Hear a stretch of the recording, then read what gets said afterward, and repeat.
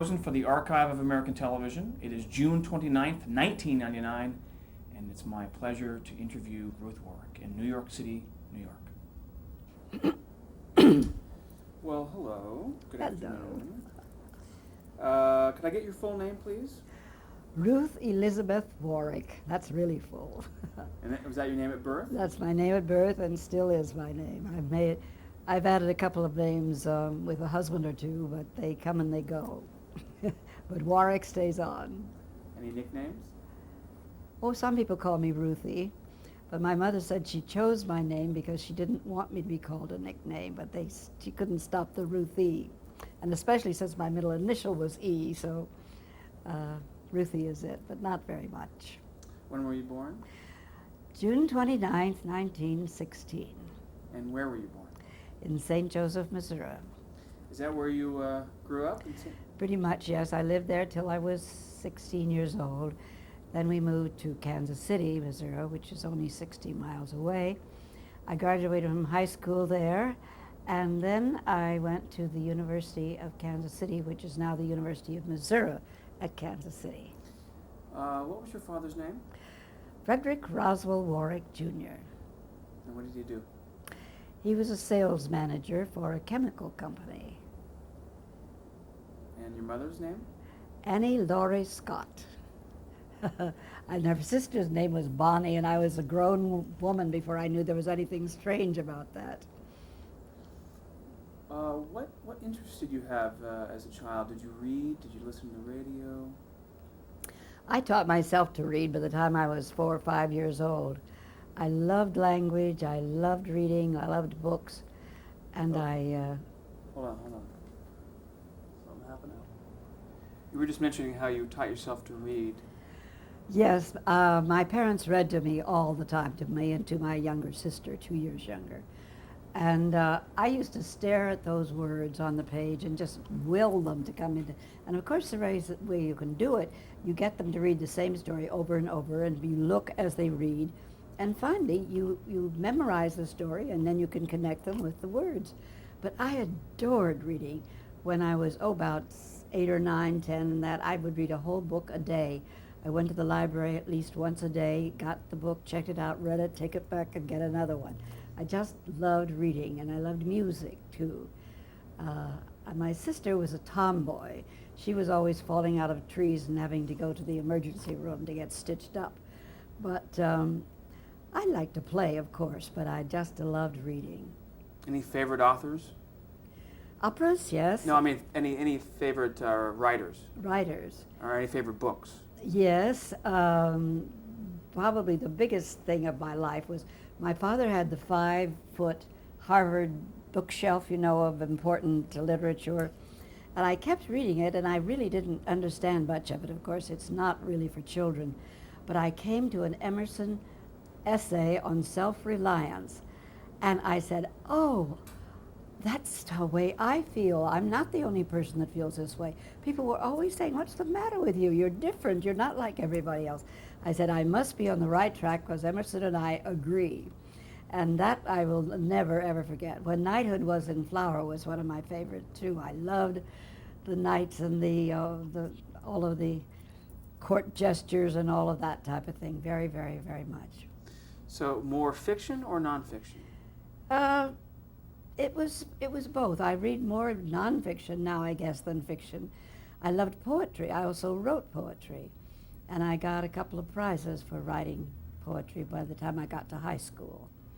But a language, the English language is to me one of the most beautiful things in the world. And I have often been confused with being British, but partly because of my name, but they also say, you don't speak like Americans do. Well, I don't agree with that.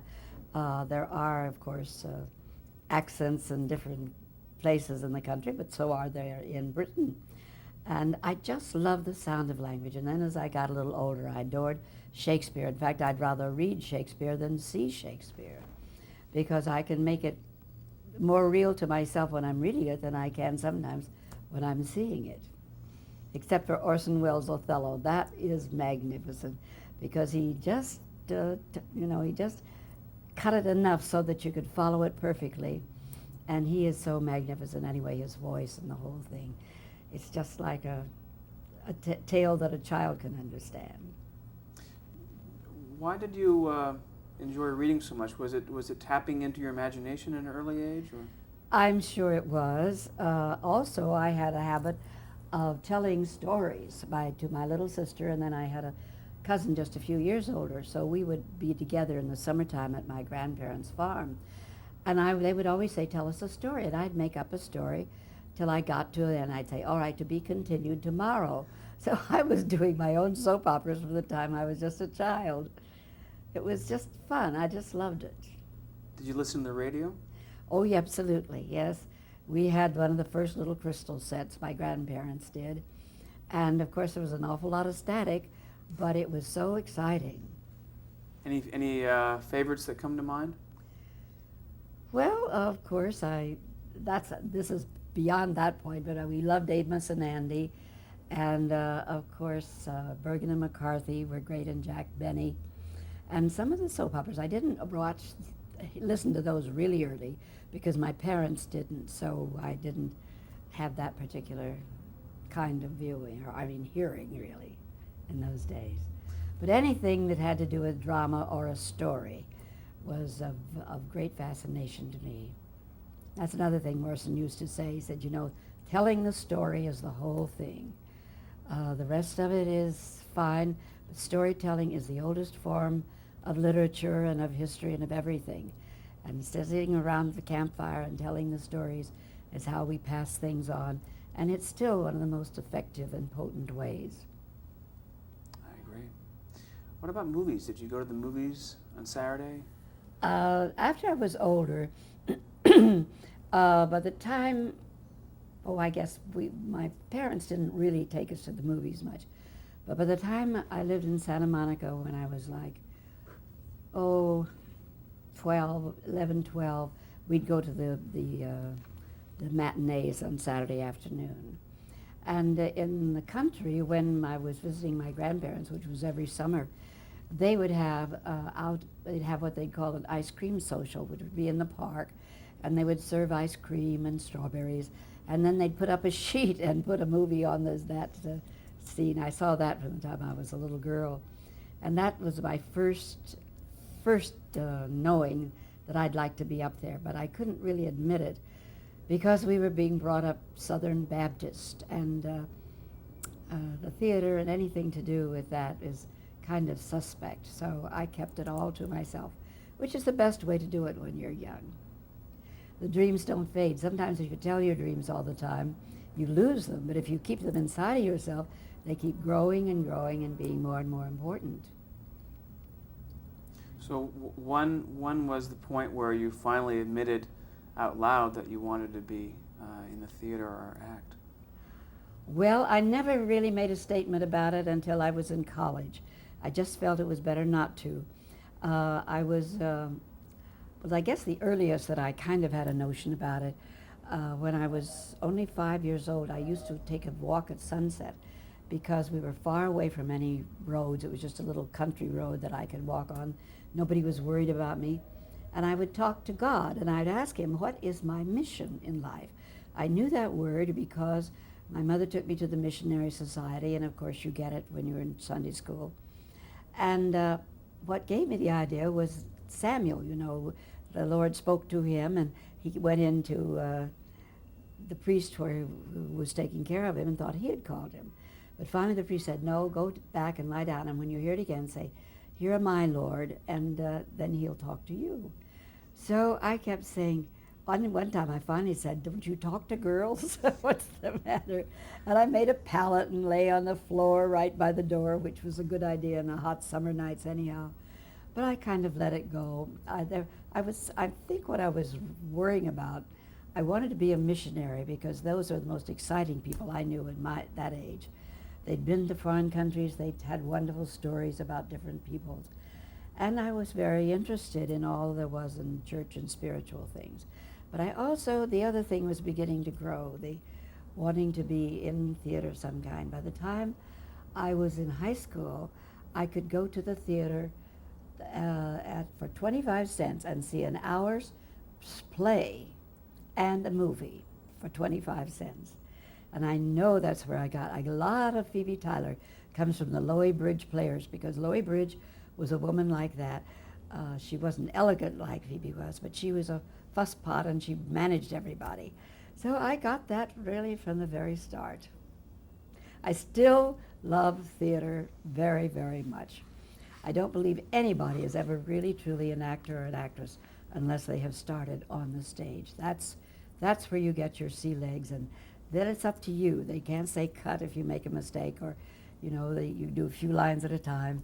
Of course, that's one reason I love daytime television. It's the nearest to live theater that there is. And believe me, when we get going, that red light is on, we have to keep going.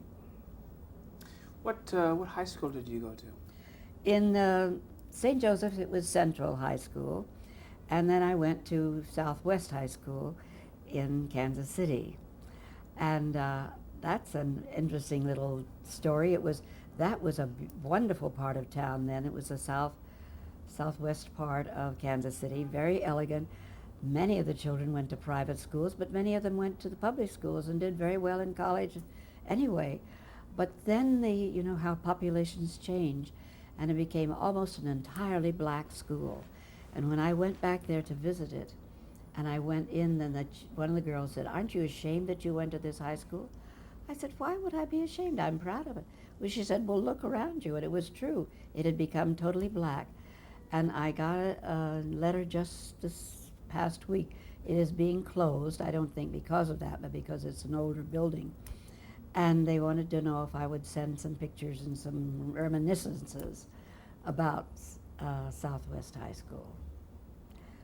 Then I went on to college from there, which was also in Kansas City.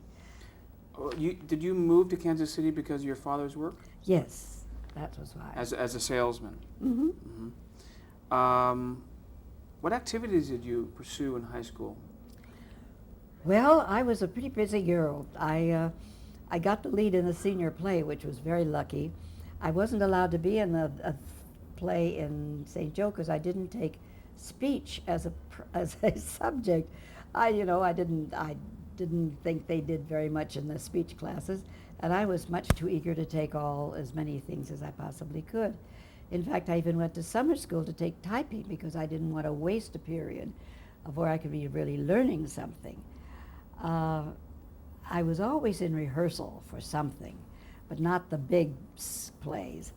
And then also in high school, what I did do, we had what they call the Follies, and I was a writer and a producer and a director. But I, at that time, saw Greta Garbo in, the hotel scene, Grand Hotel. And I saw the way she walked out of that hotel. Her lover is dead, but she doesn't know that. She thinks she's going to meet him. And she was tall, of course, and she had big feet, and I was tall. I was the same size at 12 that I am now. And everybody said, "Oh, you're too tall. You had to be 5'2" with eyes of blue to be a movie actress, I guess." Anyway, I walked all the way home the way she walked out of that hotel. And I thought, I'll write a sketch between Garbo and Joey Brown. Now, there was a boy in our school that looked just like Joey Brown. He was freckle-faced, had a wide, wide, wide mouth. And I wish I had a copy of that. But anyway, I wrote it. And I was casting it. There wasn't any Greta Garbo in St. Joe, Missouri Central High. Finally, they said, "All right, if you're so particular, you do it yourself." Well, I didn't mind taking that dare at all. And I immediately wrote in a song for her. Of course, I don't think Greta Garbo ever sang in her life. And I made my own costume, and I was so thrilled. I learned then that you can think on two tracks at the same time. Here I am in front of the student body, which is an audience that you know that you're going to please, and everything was wonderful. I was thrilled to death, but at the same time, I'm thinking, oh, this is where the fun is. It's very lonesome sitting up in that cold bedroom at night writing. That was my main thing in high school, was writing. I think I want to be out here where all the fun is. And I was literally thinking on a double track while I was doing the performance. It did change my life, all right. I still kept writing. It was and still is a major thing of mine. I have two half-finished books in there. I've published one. I like it a lot, except that it takes time, and you have to be almost solitary. I lost a few friends over not going out on certain dinner dates when I was writing the other book. But there again, it's language, you see, that I love very, very much. And the production was a success? Oh, a huge success, of course. That was a foregone conclusion with that kind of an audience, and all just players are from the school itself, you see. Do you remember having feelings of stage fright prior to walking out on stage? Not at all, never. Couldn't understand people talking about, weren't you afraid? I sang for a audience of about 500 elderly people at what they used to call the old folks home when I was 4 years old. And they said, weren't you scared? And I said, what would I be scared of? I love to sing, and the more people there are to sing for, the happier I am. It never occurred to me. The only time that I must admit that I have felt butterflies in my tummy is when I'm going on in a Broadway show and knowing that those critics out there are writing down their sometimes their little poison pen things. I've actually never received a bad review in my life, but I must admit that pressure is there, and once you're on stage, it's all right. But just when you're starting to go on, you have that little twinge. I hope everything goes well. I forgot to ask you how the Depression impacted you or your family. Well, that's probably why we had to move from St. Joseph to Kansas City. I remember it. Actually, we had harder times before the Depression, because when my father came back from the World War I, his job was gone. His father had been in the grain elevator business, and he'd been in the business with him. And there was a great crash in all of the wheat business world, at least all the way around there, I guess, because there just wasn't enough of it. And he had, I don't know, something like 23 jobs in 1 year, just going from one thing to another, trying to find his niche, which he did find very, very happily with the Hilliard Chemical Company. But when I was time for me to go to school, my mother had been living with her parents, the grandparents that had the farm, because my father was in and out of things, and in those days they had to work on commission, which was almost non-existent. And I wanted to go to school so badly. We had lived with her sister, who lived in Kansas City, for me to go to kindergarten, but now I needed to go to regular school. And we lived in the country, and for some reason, although Mother and her brother and sister drove a buggy to school, I wasn't allowed to do that. So they decided I couldn't go to school. I'd have to wait till I was 7. Well, that was a real tragedy to me. And my mother, bless her heart, on her own, went to St. Joseph, found out a good school, rented a little house nearby. It didn't even have a furnace. We had one pot-bellied stove in the dining room, which was kind of the central room. And that's when we had hard times. And I know Mother would sometimes cry and say, how are we going to make it? I don't see how we'll starve to death. I said, Mother, I'd go down in the basement, and we canned all these things from the farm. I said, we can't starve. We've got enough down here to eat for a year. I was always the optimist, and she was the, well, I could understand it. It was hard. It was difficult. It was scary. And I got croup from sleeping in a bedroom with no heat at all. But we made it, and it was fine. And I only had 3 dresses, and we'd wash them and iron them every night, so I'd be fresh and pretty to go to school. But it didn't hurt us any. You know, I think that one of the problems with young people today is they've never had any really hard times. They don't know what it's like to want something and not be able to get it like that. And I just always knew I had to work for what I wanted. I didn't mind it. I loved it. I still love to work for what I want. It's only a lesson that can be taught when it's necessary. It's very hard to teach it. My own children, I found it was harder to, although we had our hard times too. And I didn't, of course I took care of them, but I didn't try to protect them from it. We would live in a beautiful big mansion one time, and then in a little cottage on a dirt road another time, if that's the way the ball was bouncing. Because although I owned a house on Malibu Beach when I was doing Peyton Place, when that came to an end, I moved out to a little place in Topanga Canyon. I was determined not to get behind, you know, then be in debt to the company store. And it was a wonderful experience, you know. Everybody learns something from what happens to you. Your whole thing in life is how you react to what happens, not what happens. So you see, I'm still on a missionary beat. Absolutely, it's fantastic. Where'd you go to college? University of Kansas City, which is now the University of Missouri at Kansas City. Now, based on your high school production, did you start to pursue theater? I certainly did. That's when I finally announced I know what I'm going to do, and I'm going to tell everybody. I was very, very lucky. They had a wonderful director who had been the head of theater at the University of Wisconsin, which was one of the biggest, of course, that's the only endowed theater we have, are the universities. And he had gotten into a problem of being homosexual, which of course was ridiculous. Still, it isn't solved totally.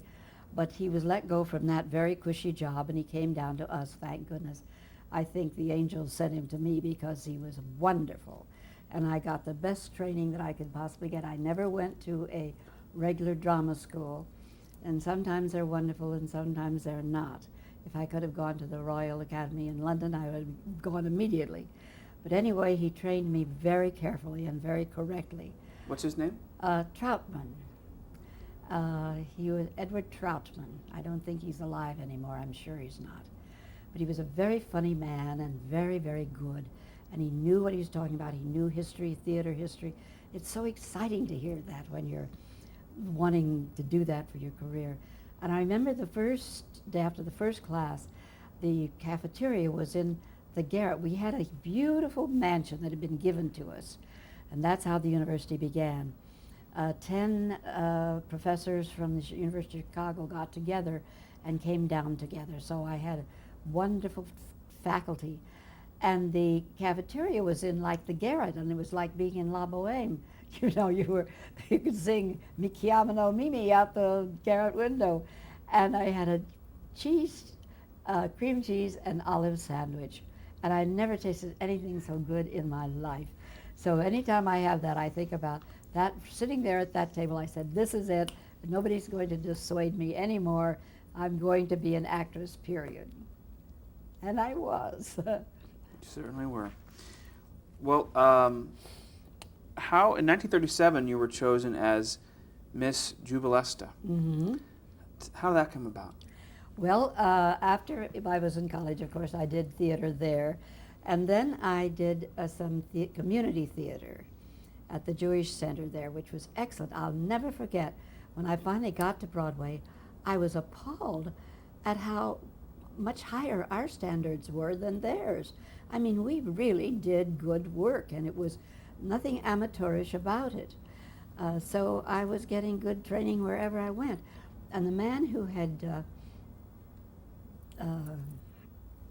directed me in that became quite a famous person. He was a personal friend of Harry Truman. They both came from Independence, Missouri. And in fact, it was because of my friend influencing Truman that we have American National Theater, ANTA. It's the only presidency that's ever given a real legacy to the theater. And it was my friend who convinced him to do that.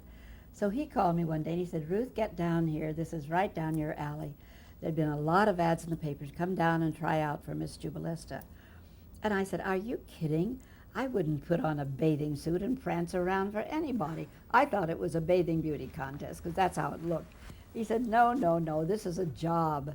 This has nothing to do with bathing beauty. Of course, now it's so funny because P.P. Tyler will even put on a bathing suit and march around before millions of people. But then I was very anxious to make people think I was serious for acting. I wasn't in it for the beauty pageant. So, well, I got down there. What was his name? Blevins Davis. Blevins Davis. And he was the drama, the director at the Jewish Community Theater. Yes. Okay. He was a graduate of Yale, and well, I'm getting a little ahead of my story, but anyway, there were millions, it seemed like hundreds of girls milling around. I still didn't know what it was all about. He took me into a room where the first time I ever saw a board meeting table, you know, one of those huge big tables with men all around it. Well, it turned out, later I found out, they were the Chamber of Commerce of Kansas City. And after I got in the door, they said to me, now we're having a fall festival in Kansas City. We put Jubilee and Fiesta together and got Jubilesta. It'll be 4 days in the, now they had their city center, their Lincoln Center in 1937. Everything's up to date in Kansas City, you know. And in the main auditorium, they were going to have the radio stars, who were the big stars in those days, like Bergen and McCarthy, Jack Benny, Fibber McGee and Molly. And then they were going to have Wayne King and his orchestra and Eddie Duchin, which was a very big thrill for me. That was going to be sort of the vaudeville part of it. Then in the music hall, they were going to have the Desert Song, and downstairs in the basement, they were going to have the first Ice Follies that was ever out of Minnesota. So that was a three-pronged special event. Then we were also at that time a clothing manufacturing center. They were going to have their market week, and people were to go to the shows like that. So they said, all right, you're going to be in Sedalia, Missouri, and you're speaking to the Lions Club. And it's all men and it's lunch. But you must persuade these people to come to Kansas City for 4 days and bring their wives and children. So it has to be for the whole family. Well, I heard it, and like that, I'm on. Well, I've always had an aptitude for speaking off the top of my head. Anyway, I won it. I won the prize. And then we had a coronation, and then part of my job was to go around and set up bathing beauty contests in all the little towns in Merz, Missouri, Kansas, and Oklahoma. And that was a hard job because there was no air conditioning then. And I earned my money all right, but it was a wonderful experience because, of course, I was interviewed for all the papers, and they gave me my own radio show in Kansas City on CBS, and I would go into town and find out some interesting person to interview, and about 5 minutes would be interview, and the rest would all be a commercial. It was really, that's the first time I ever heard of, now they have them all the time, those long commercial things. But I had my own radio show and then my own piece of the paper, and I was in business. It was a wonderful experience, wonderful training ground. And all of a sudden, everyone knew who you were. Sure, you bet. How did that feel? Good. Good. I was very happy about that. And of course, everybody was very excited. Then the thing happened. We had a coronation, and Blevins Davis, who had been to England and had choreographed Queen Elizabeth's coronation. Now that seemed very odd to me, but he was a historian for theater and for history and that type of thing. And he was teaching in Yale, and then he had a series on NBC, the Great Play series of the Greek tragedies. So NBC Radio. Yeah, radio, right. Yes. And when they got the Queen, I got to lead the procession and crown her, so I got all the fun too. And then the prize was a trip to Hollywood or New York. Well, she was a beautiful girl, but very shy. And she said, I don't have any ambition. I'm not an actress. I don't want to go to Hollywood. I want to go to New York. There's nothing to see in Hollywood. And so now they're kind of nonplussed. They've spent a lot of money. They're going to send her there, and she doesn't want to talk on the radio or do anything like that.